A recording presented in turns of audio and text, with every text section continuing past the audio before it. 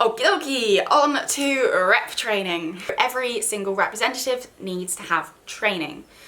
So what we did is for class reps, it was a 1 hour training that we offered over lunchtime or at the end of the day, and we held this over a week because we wanted to get as many done as possible.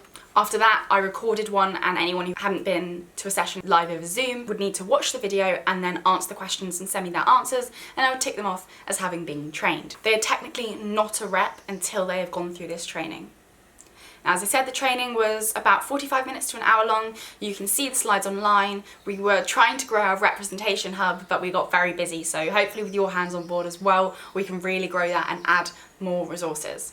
So I'm not going to explain what is in this training because you can see for yourself. With the course champions, there's only 12 of them. And what we really wanted is for them to meet each other, because these students are so busy. Most of them have a part-time job as well as their degree. Most of them have multiple kids. Most of them are traveling long distances. And yeah, we wanted to make it as easy as possible.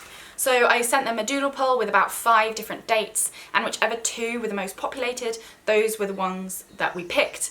And it allowed them to come together and see each other's questions. And yeah, I would really advise, if you can get them all into one session, brilliant. But if you can only get them into 2 different sessions, that's fine. But it really is impactful. Now, this session was about an hour and a half because we really wanted to make sure that they felt confident and comfortable in their roles and they knew what was expected of them. Now, you probably already know this, and it should be general knowledge, but with rep training, there's 3 things that you need to do. 1, be as engaging and interactive as possible. Make it fun, right? They're studying from 10 till 4 straight with an hour for break, and that hour they're giving to you. And their lectures are on serious topics, and yes, this is a serious role, but we want to make it fun. That's what we are as a students' union. And so try and make it as interactive as possible, whether that's just making jokes or, you know, really engaging with the students on the other end of the screen. Even if there's 20 of them in your rep training, pick a name, or, you know, if you're giving an example of what would happen if a student came to you and they'd broken their leg and they wanted to mitigate, use one of the audience's names. I'm sure you know all of this, and potentially you're even more interactive and engaging than I am, and that's great, but I'm super passionate about that.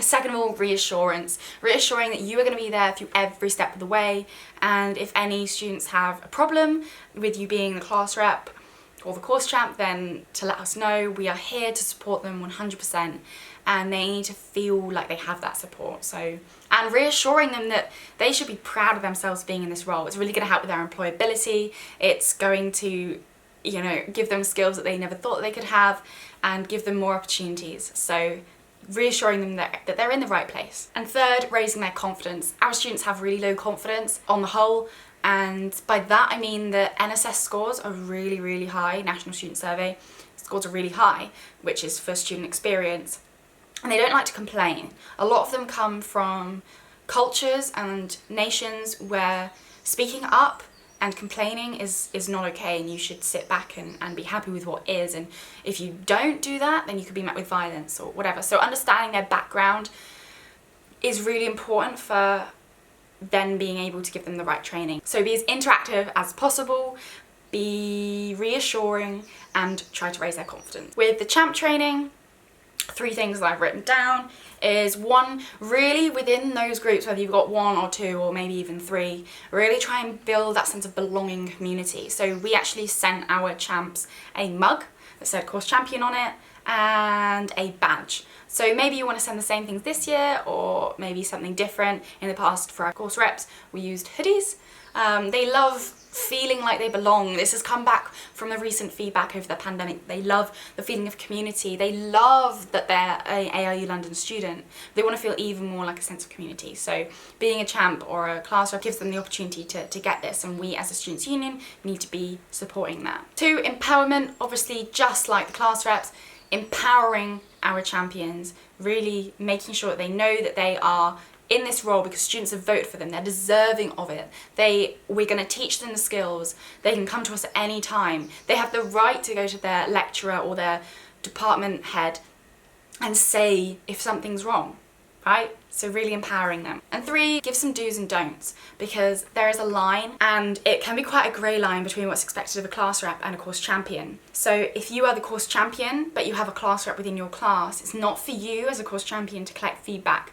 It's for you to encourage your class rep and to gather the feedback from them. So it's really important as a course champ to make sure they know how not to step on their class rep's toes. Essentially, to put it in a nutshell, the student's point of contact is the class rep's point of contact is the course champion, and the course champ's point of contact is the vice president and the students' union. Obviously anyone at any time can go to anyone, but that means that everyone is supported at a higher, more individual level. So that's all on class rep and course rep training. Go and watch the recording. It's not great. I didn't have any students at the time.